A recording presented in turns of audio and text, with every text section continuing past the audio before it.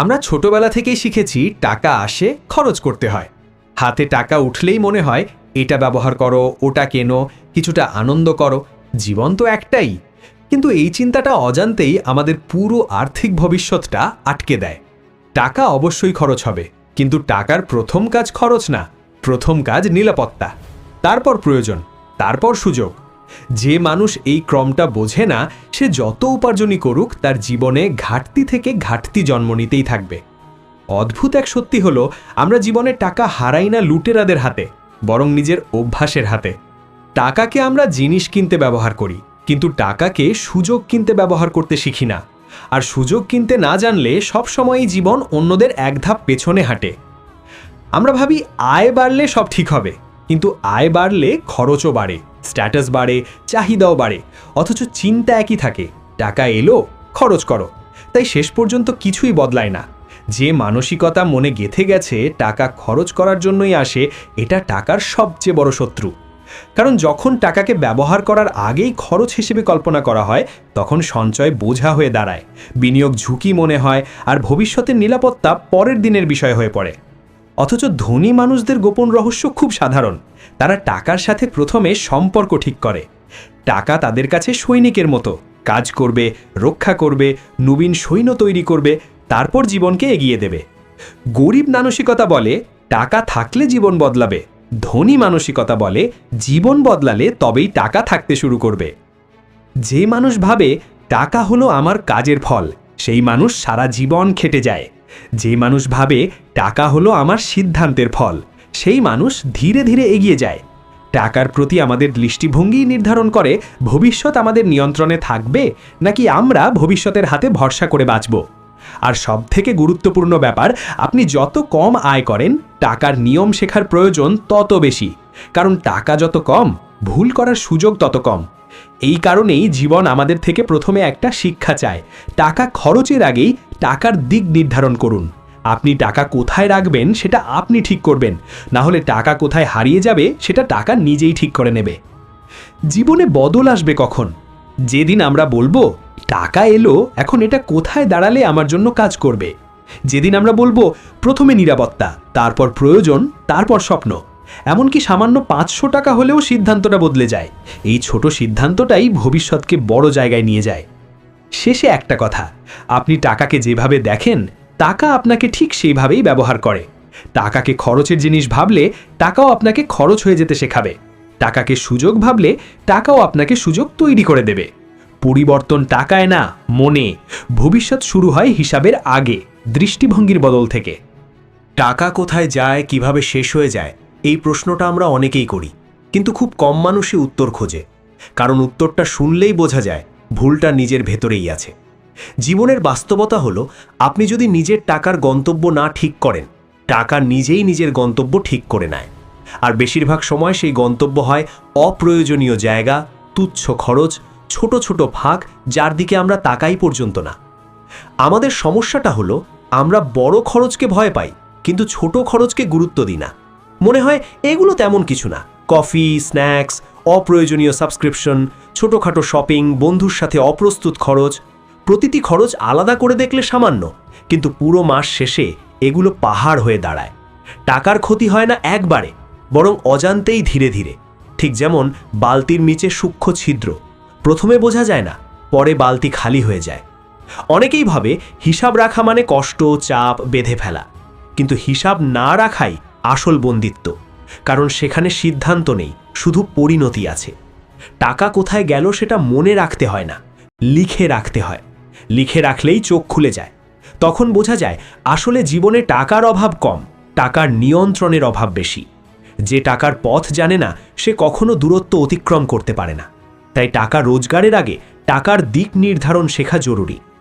অদ্ভুতভাবে যারা জীবনে আর্থিকভাবে পিছিয়ে থাকে, তাদের একটা সাধারণ অভ্যেস আছে।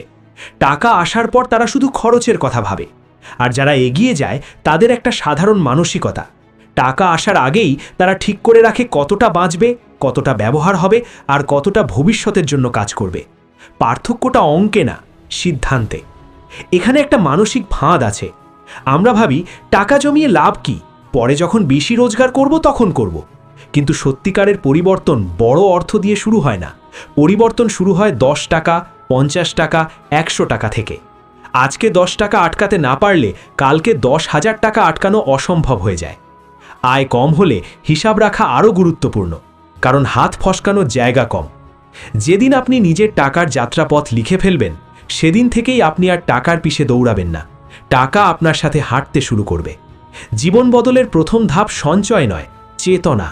হিসাব রাখা মানে নিয়ন্ত্রণ ফিরিয়ে আনা। হিসাব রাখা মানে আপনি বলছেন, আমার পরিশ্রমের মূল্য আমি নিজেই নির্ধারণ করব। আর একটা সত্য, যে খরচের হিসাব জানে সে খরচে বুদ্ধিমান হয়, যে খরচের হিসাব জানে না সে উপার্জনে ক্লান্ত হয়। জীবনে আমরা অনেক সময় এমন করে টাকা জমাই যেন টাকাকে ঘরের শিকল দিয়ে আটকে রাখছি। ভাবি সঞ্চয় করলেই নিরাপত্তা, সঞ্চয় করলেই নিশ্চিন্ত। কিন্তু টাকা শুধু জমিয়ে রাখা কখনোই ভবিষ্যৎ বদলায় না। কারণ যে টাকা ঘুমিয়ে থাকে সে টাকা কাজ করে না। টাকা যদি কাজ না করে তাহলে সময়ের সাথে সাথে সেই টাকা ধীরে ধীরে মূল্য হারিয়ে ফেলে। মুদ্রার অবমূল্যায়ন, বাজার মূল্য, জীবনের প্রয়োজন, সব কিছুর চাপ সেই টাকাকে সময়ের সাথে ছোট করে ফেলে। এটা এমন যেন আপনি আপনার সন্তানকে একটি ঘরে আটকে রেখে বলছেন এখানেই নিরাপদ, অথচ সেই ঘর কখনো তাকে বড় হতে, শিখতে বা এগোতে দেয় না।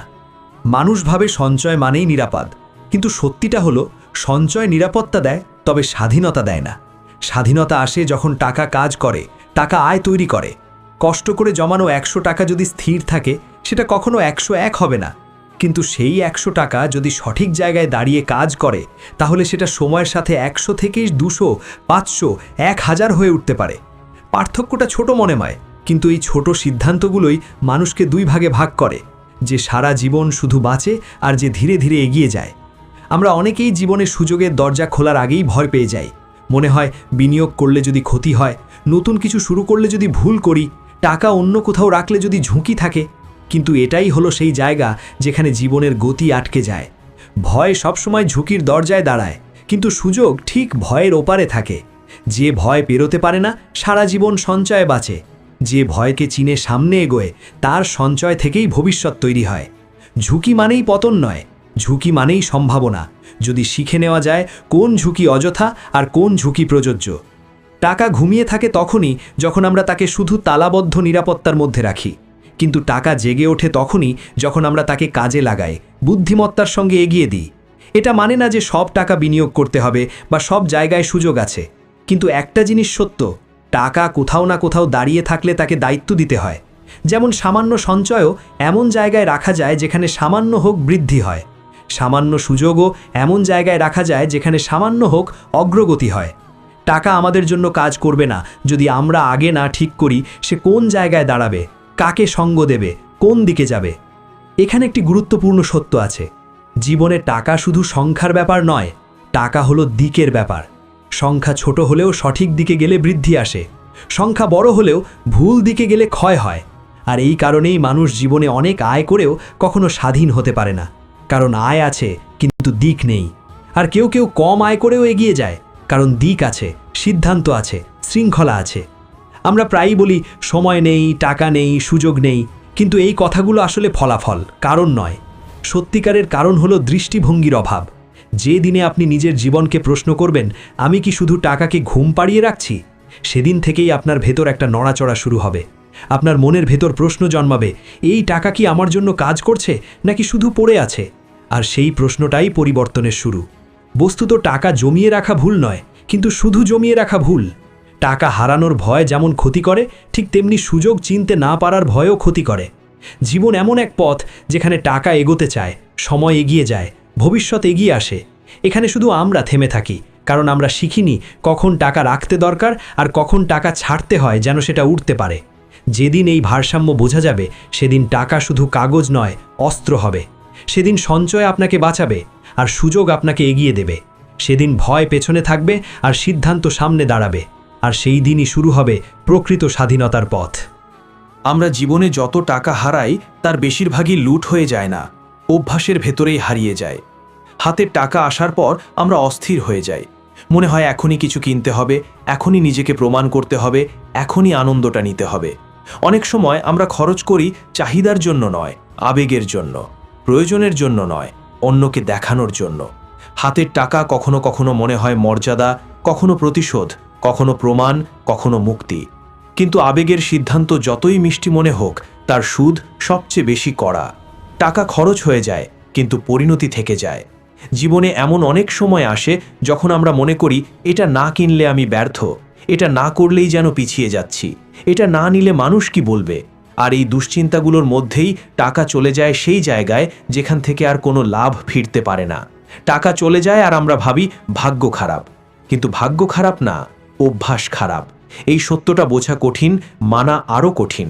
কিন্তু বদল সেখান থেকেই শুরু হয় যেখানে মানুষ নিজের ভুলকে নিজের শক্তিতে রূপান্তর করতে শেখে। জীবনে টাকা শুধু থাকা গুরুত্বপূর্ণ না, টাকার চরিত্র থাকা গুরুত্বপূর্ণ। আপনার টাকা আপনার জন্য কাজ করছে নাকি আপনি শুধু টাকার পিছে দৌড়াচ্ছেন? এই প্রশ্নটাই আপনার ভবিষ্যৎ ঠিক করে দেয়। টাকা এসেছে আবার চলে গেছে, এটাই স্বাভাবিক। কিন্তু টাকা এসেছে, জায়গা বদলেছে, কাজ করেছে, আপনাকে এগিয়ে দিয়েছে, এটাই পরিবর্তন। আর এই পরিবর্তন শুরু হয় সিদ্ধান্ত থেকে। আপনি কিভাবে টাকাকে দেখছেন, কিভাবে নিয়ন্ত্রণ করছেন, কিভাবে ভবিষ্যতের সাথে যুক্ত করছেন। এই পুরো যাত্রার শেষে একটা কথাই সত্য, টাকা আমাদের জীবনটা বদলে দিতে পারে, কিন্তু আমরা না বদলালে টাকা থাকলেও জীবন বদলায় না। কষ্ট, ভয়, ভুল, অনুশোচনা সবই থাকবে, কিন্তু যেদিন আমরা বলবো টাকা আমার জন্য, আমি টাকার জন্য না, সেদিন থেকেই পথ বদলাতে শুরু করবে। নিজের ভিতরটা বদলাতে পারলে ভবিষ্যৎও বদলাতে বাধ্য। আজকের সচেতন সিদ্ধান্ত আগামীর স্বাধীনতা তৈরি করে। এ গল্প এখানেই শেষ নয়, কারণ শেষ কখনো সত্যিকারের শেষ নয়। শেষ শুধু নতুন চিন্তার পথ তৈরি করে। এখন সিদ্ধান্ত আপনার, এখান থেকে আপনি পিছিয়ে যাবেন না এগিয়ে গিয়ে নিজের জীবনের দিক বদলাবেন। যদি এই কথাগুলো মনে সামান্য হলেও আলো জ্বালাতে পেরে থাকে, যদি এক মুহূর্তের জন্য হলেও মনে হয় হ্যাঁ আমার জীবনেও পরিবর্তন সম্ভব, তাহলে এই পথ থেমে থাকতে পারে না। এখন আপনি যদি সত্যিই এই যাত্রায় সঙ্গে থাকতে চান, তবে আপনাকে একা যেতে হবে না। আপনি চাইলে এই পথ আমরা একসাথে হাঁটতে পারি। লাইক দিন যেন আরও মানুষ এই কথাগুলো শুনতে পায়। কমেন্ট করে বলুন কোন লাইনটা আপনার মনে সবচেয়ে বেশি ছুঁয়েছে। শেয়ার করুন সেই মানুষটার কাছে যে হয়তো জীবনে ঠিক এই কথাগুলোই শোনার অপেক্ষায় আছে। আর যদি সত্যিই মনে হয় এসব কথা আপনার জন্য দরকার ছিল, তাহলে চ্যানেলটি সাবস্ক্রাইব করে রাখুন, কারণ এর পরের পথে হয়তো আপনার জীবন বদলে দেওয়ার মতো একটা বাক্য অপেক্ষা করছে।